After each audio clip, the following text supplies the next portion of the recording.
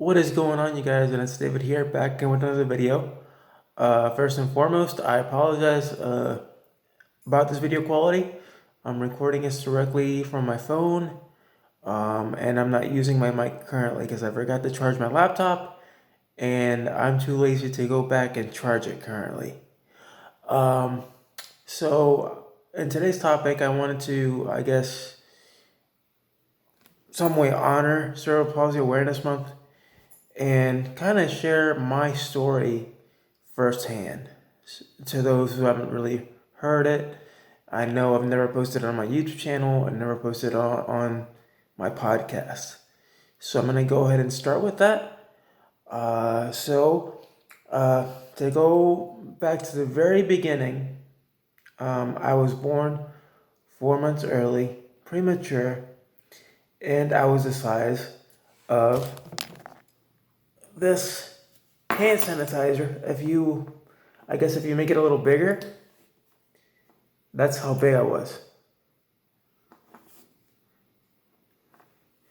Um, I had to go through, the what they call the ICU and go through a breathing machine because my lungs were fully developed for a few months until I was fully normal and fully capable of leaving the hospital.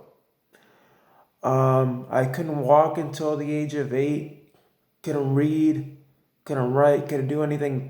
Couldn't do any of the basic functions you could do as a child. To kind of enjoy life. You know, and it wasn't until I had suffered a family tragedy near the age of 8. I had when she lost my biological mom. She was 23 years old. Uh, Most people, when they think of when they're losing somebody, they think it's like the end all be all of being able to move on with their life.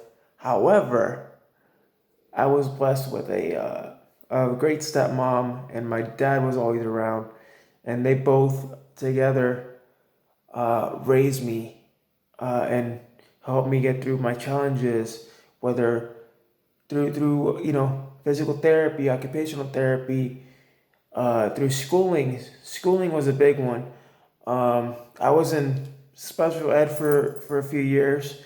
Fortunately, my stepmom was the one that saw that I was fully capable of being in a regular ed classroom, and she said, you're too bright to be in there. You shouldn't be in there. I started my education from Puerto Rico. The teachers in Puerto Rico were like, he's too slow. I don't want him in my classroom. We don't think he's capable of performing or achieving just like any other regular child in the classroom. However, I had straight A's. I did very well in class. Just teachers decided to discriminate. Um, that's only one side of the story. So I ended up moving to Florida um, right when I turned 8. Uh, then, no, let's go back a little bit. So after my mom's passing, my stepmom had taken over to raise me because she loved me very much, and she wanted to have me to have a great life. And I was blessed with the presence. Around the age of 8 and 3 months, age 8 and 3 months, I began walking inside of a Foot Locker in Puerto Rico. Because ironically enough, I wanted a pair of Jordan socks that was eyeing. So my parents were like, "Why don't you try like walking or something and see if you can do it?" Well, I wasn't really. I guess I had gotten up, but the chair took a couple steps, and my parents weren't aware. My stepmom wasn't aware, so she was aware after the fact that I was on the ground, and she it took her a moment to figure out I had taken 3 steps because I was out of the chair, I was on the floor, and then that was that moment that basically changed my life forever in a good way. It began the journey to where I'm at today. I finished my regular schooling. I finished college. I graduated with my college degree in sociology from UCF. Go Knights! I had I remember going through Graduation in high school, that was awesome. I got a standing ovation there. But the biggest highlight of my educational career was when I graduated college. Because to be honest with you, I was one of those uh, those kids that was never supposed to amount to anything. I was never supposed to go to college. I was never supposed to have wasn't supposed to teach. Wasn't supposed to be a motivational speaker. Wasn't supposed to be an athlete. Wasn't supposed to be anything. How and I completely shattered every single ceiling that I had in front of me, every single wall. I broke it. Why did I break it? It wasn't because of just my parents, but as I got older, it was because of me. Because it was up to me to want to succeed. It was up to me to want to achieve my goals. It was up to me to instill the power and the motivation to just keep moving forward. And going through UCF was a surreal experience. It was awesome. I got through it. I remember the day of the graduation vividly 5 years ago. Getting up in the morning, looking at the mirror, and telling myself, "You did it. You finally did it." It didn't hit me, so I guess I was getting called up on stage. I remember walking from the the seating area, going up on stage, and they asked me, "David, do you want to take the stairs or do you want to take the ramp?" I said, I was 25. I was turning 25 at the time. I said, I waited 17 long years for this moment, and I owe it to my family, and I owe it to my mom upstairs that that I did it.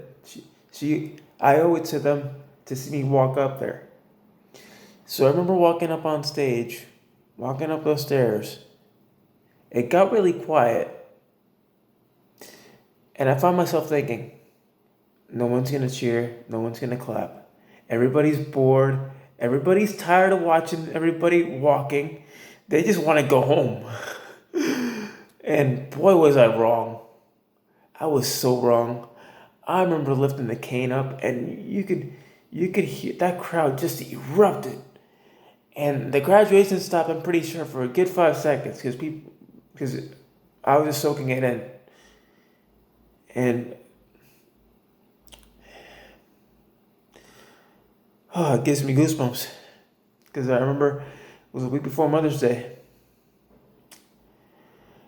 and I gave my stepmother the poem, and I said, "This is yours. Happy Mother's Day." And she's like, "No, you did this yourself." And you know it really hit me hard because I the journey that I've been through, it's been incredible. And then followed after graduation, I volunteered for a bit at different nonprofits, and then eventually I found AmeriCorps. And AmeriCorps uh, helped me find my passion in really helping others in the community and in our classrooms. And because of AmeriCorps, it helped me open another door, the door of public speaking. And I've been a motivational speaker alongside assisting children in the classroom and helping my community ever since the last 4 years. It's amazing that I've been able to touch thousands thousands of lives, and I'm still going strong. And it's all because of the support system I have. It's all because of my family. It's all because of my friends. It's all because of my effort and my willingness to never give up. And I want to let you guys know that no matter what anybody tells you in your life, if they bring you down, if you can't achieve a certain goal right away, If you feel upset about something, if someone makes fun of you, use it as motivation to go and succeed and achieve your goals. Trust me, if you keep pushing forward, you'll never want to look back, especially in those negative times. Because the positive in your life when you move forward is gonna outweigh the negative. I made it. The question is, can you do it? I hope you guys like this episode. And this is David signing off. And remember, if I can do it, so can you. Happy Cerebral Palsy Awareness Month.